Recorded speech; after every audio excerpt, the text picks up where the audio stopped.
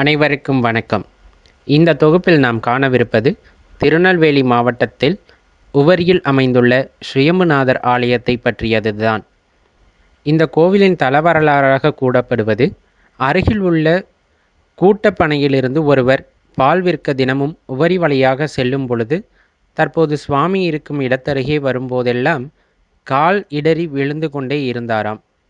கால் இடற காரணமாக இருந்த கடம்ப மரத்து வேரை வெட்டி வீழ்த்திய போது இரத்தம் பீரிட்டு வெளியேறியதாம். இறைவனும் அசிரீரியாக தான் இந்த இடத்தில் குடியிருப்பதாகவும் தனக்கு கோவில் கட்டி வழிபாடு நடத்தும்படியும் அவருக்கு உத்தரவிட்டுள்ளாராம். அதை கேட்ட அவர் பனை ஓலையில் கோயில் கட்டியுள்ளார். நாளடைவில் பெரிய அளவில் கோயில் கட்டப்பட்டுள்ளது.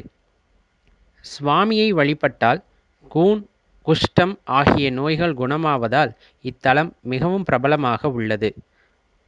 இறைவனின் சிறப்புடைய 25 மூர்த்தங்களில் ஒன்று லிங்கோத்பவர். இங்கு இறைவன் சுயம்பு லிங்கோத்பவராக உள்ளார்.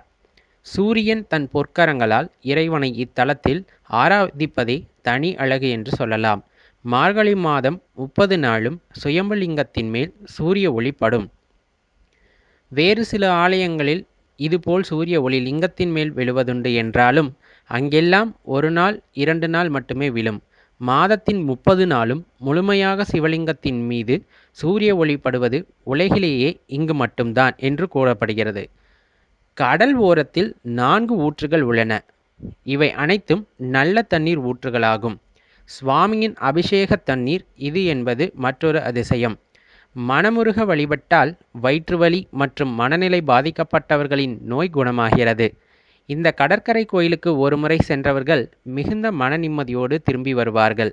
சுற்றுலா பயணிகள் வந்து போகும் அளவுக்கு சிறப்புடைய அழகிய கோவிலாக விளங்குகிறது இந்த கோவில். வாழ்க்கையில் ஒருமுறையேனும் இந்த கோவிலுக்கு வந்து விஜயம் செய்து பாருங்கள். இதன் அழகில் மெய்மறந்து போவீர்கள் மற்றும் இறைவனின் அருளை பெற்றும் செல்வீர்கள். நன்றி, வணக்கம்.